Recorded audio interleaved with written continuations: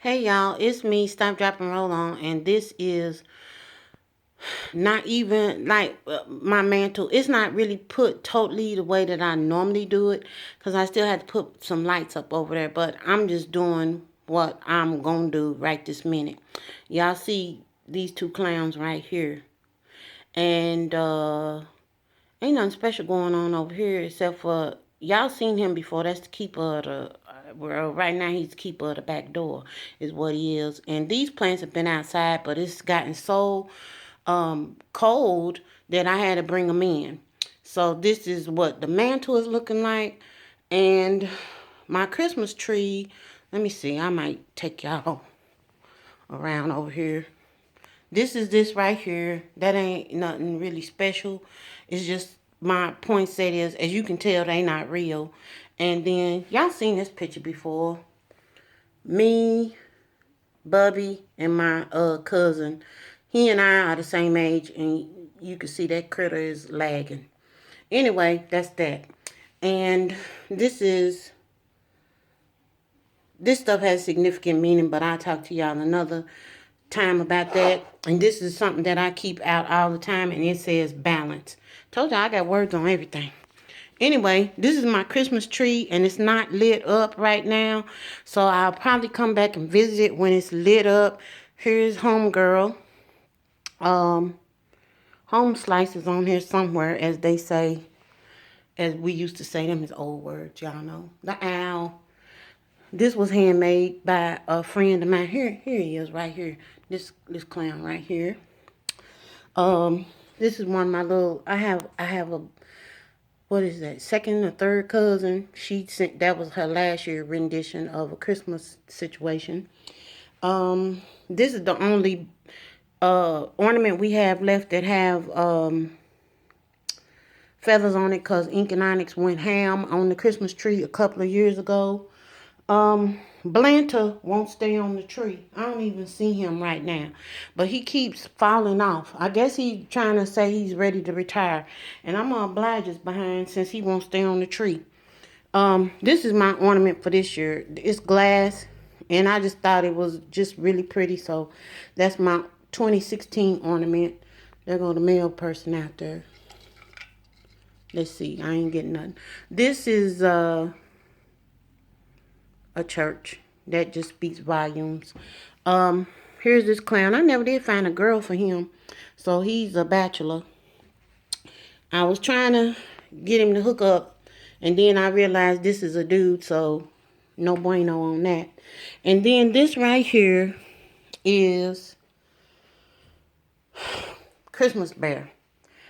Anybody that knows me knows that I cannot stand stuffed animals. I've never liked stuffed animals. For people that like them, good, fine, but I can't stand them. I don't buy them, and I just don't like them. But this is the only stuffed animal that I have. And the reason why I have this stuffed animal is because I got this stuffed animal, and you can tell he comes out every year. This is his innards right here. This year I probably sew him up. Um, this is the one thing that we got for Christmas the year that our dad had was dying.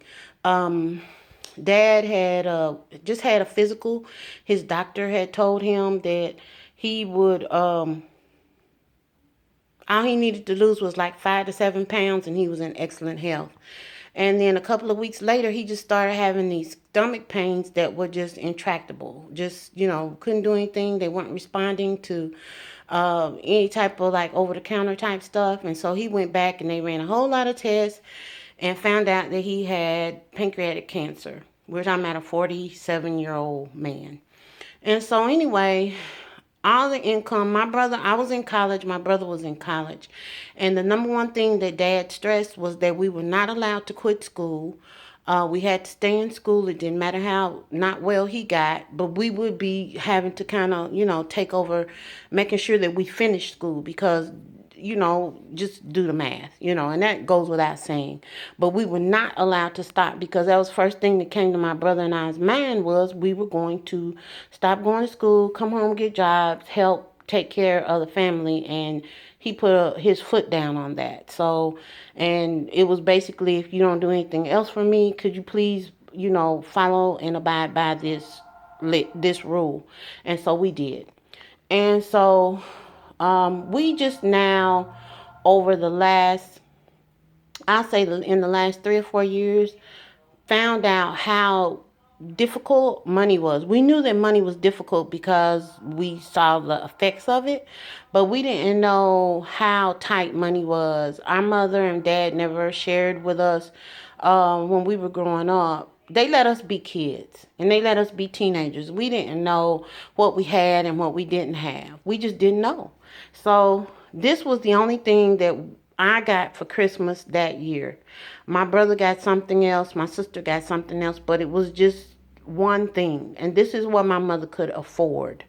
And I have had this I have had this bear. This bear is now probably like 30ish. Almost, yeah, 30ish years old at this point. And every year after Christmas, I put him up. And every year at Christmas time, I pull him out because this bear reminds me of not only the sacrifices that my parents made for us by not sharing the load on us or putting it on us, allowing us to, do what we could do to help ourselves, but helping us in the long run. And so, there ain't anything my mother or my dad, if he was still alive, that they would ever be able to ask me for that I would not climb over anything to get for them. And this bear keeps me, it's not the only thing that keeps me grounded, but this bear every year at Christmas time reminds me of how quickly things can change. He reminds me of what Christmas is all about. He reminds me of the sacrifice that Christ made for me when he died on the cross. Even though we're celebrating his birthday, it's a holiday that, dates that we guesstimate. But I'm just saying, it's not just a bear to me, and it doesn't change the way I feel about stuffed animals. But I'm just saying that this particular stuffed animal, until he disintegrates and turns into powder, or my arms won't work anymore, or whatever, he's gonna come out every year, and I'm gonna be clearly reminded of everything that's been done for me on so many levels. And so he comes out and he gets up underneath the tree, and I'm good with that. So the only thing that I ask for Christmas this year is I've had a Sonicare toothbrush and I don't want another one, but I asked for a toothbrush. That's all I want for Christmas. So now I'm coming back in here and I want to, this is what I have in front of me, my task in front of me. This is fabric that my nieces and nephews, they're gamers. I don't do that, but they do. And so, but I have one that plays basketball. This one is a gamer. Last year, Pierre and I and my mom, we bought this gaming chair. And so, I mean, that stuff we ain't doing that again. But I'm just saying, so I have one that plays basketball. So he gets this and some Subway food cards because he's a Subway, whatever he is. He likes Subway. This right here is for the gamer. Plus, he likes hoodies, so I got him a gift card for JCPenney's because that's where he likes to buy hoodies from. Then I have another one, the one that does the Fun Girl series. These are for her.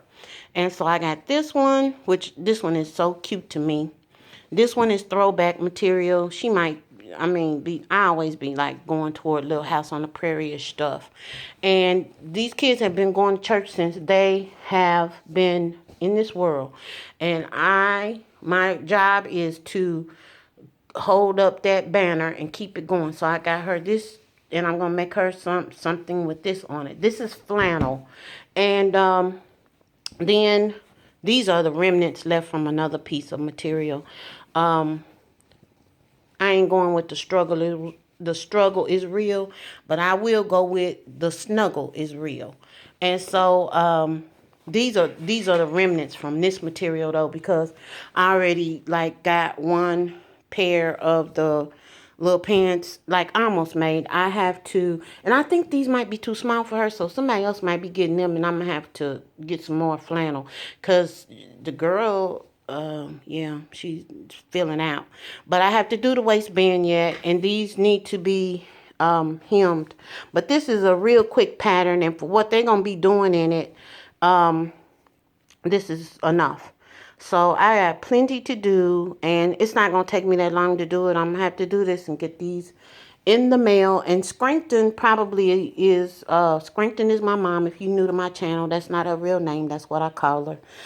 But Scranton is going to hem them and put the grosgrain ribbon in them for me for the waistband. I just got this real simple pattern here because this is a quick pattern, and I don't have to go through a whole lot of stuff because, like I said, they just gonna be sitting around in them, so it doesn't have to be anything extraordinary. But I do have some a drop seat pattern that I'll show y'all, that I'll probably make them some stuff in the summertime, because that's what they like, them little pants that look like you done went to the bathroom on yourself. That's what they remind me of. So this pattern, if you can find it, I did not pay this for this pattern. I paid 99 cents for this pattern. I told you I don't be paying full price for stuff. But I used the thing, you know, the kid thing, but I think I need to make her, on the rest of these, I'm going to use this adult size pattern, but in the smallest one. But everybody's pants are going to be made off this same pattern. So the boys, I'll cut their stuff out first because it's the larger size of the pattern. And then I'm probably going to get a piece of tracing paper and use the small adult one to make Fun Girls pants. And that's what I'm going to do. So I'm going to be sewing this weekend. I had to go in there in the closet and get out my cutting table. This is the best table for me because when I get through with it, these legs that are up underneath here, they fold in and collapse. And the thing, when it's folded in, it's no wider than from here to here, which is lovely. And it just slides up into the closet. And this is my throwback. I want to show y'all this because my sissy made this. I guess we just kind of crafty like people, but this is here at my little desk area, like bill area or whatever. But this is monk's cloth, and it comes, if you just look at this little white piece right here, this is what the fabric itself looks like. Look it up online and you'll see, just basically it's just a white piece like this. She did all of this weaving pattern herself and created this pattern. And I think it's called fisherman's weaving or something. And then she, you know, when you do your weaving, the thread does something anyway. You have some pieces that come out on the end, but she made this on the end. So I have one. She had made my mom one, and this is what it looks on the back side. So this is what I have from her. So when I'm sitting here doing stuff, I wrap myself up in this, and it's just like I'm getting a hug from my girl. Oh, so anyway, y'all, I just wanted to share with y'all what I'm up to. I still got something else I need to share gadget wise, but if you seeing something right there, that's a book of magazines. Well, it's actually a basket of magazines that I need to go through. But anywho, y'all, that is it. I'm getting ready to hush because I got to go in here and do some other stuff. And I will talk to you all later. Just sharing. Toodles.